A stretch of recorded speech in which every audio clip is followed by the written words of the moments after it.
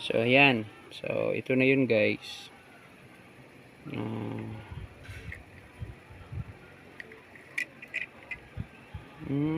So para siyang holder, no, ito meron siyang parang holder.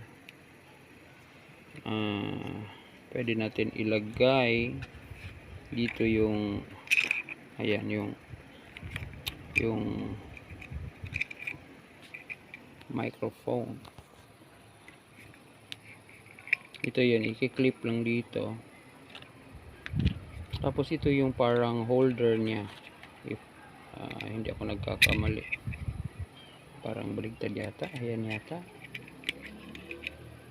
Ayan, ayaw. So try natin. Ayan, dito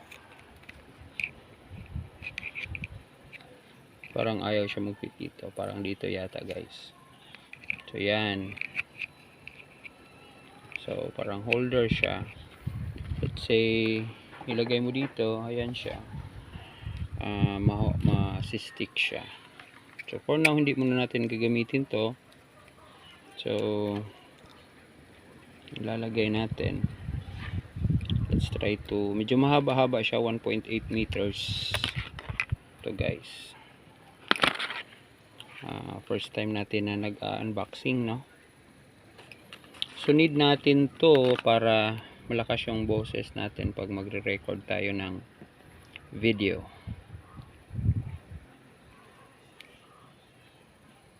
Ayan guys. So yan. So ito ilalagay natin dito sa may, yan, doon.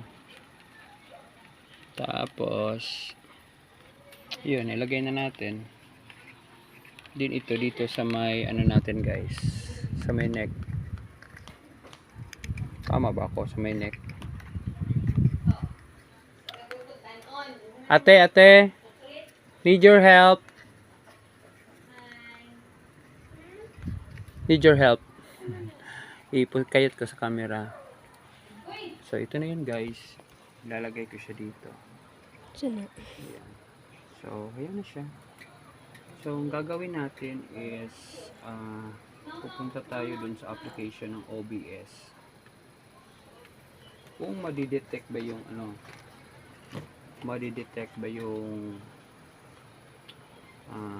tawag dito, yung microphone. So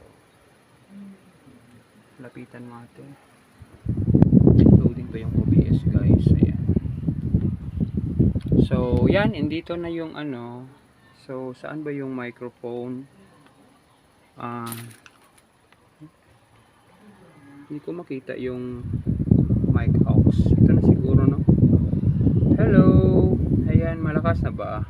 Mas malakas ba yon?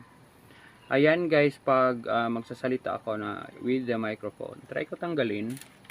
Hello guys, hello everyone. Bakit ganun pa din?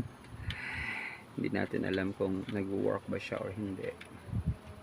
Pwede mo mag-add ng advanced audio properties. Try natin hanapin. Active 0 dB, monitor off,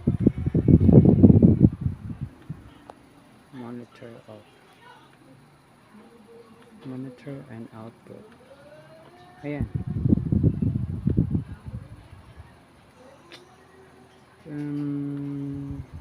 Ako alam guys kung dito sa audio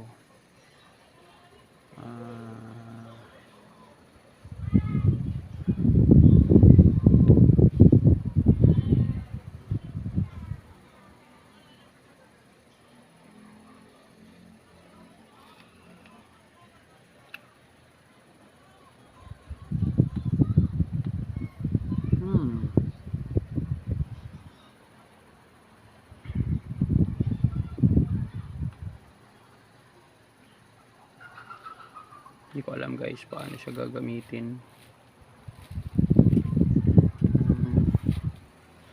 Ayun, so bye everyone. Try na natin sa output.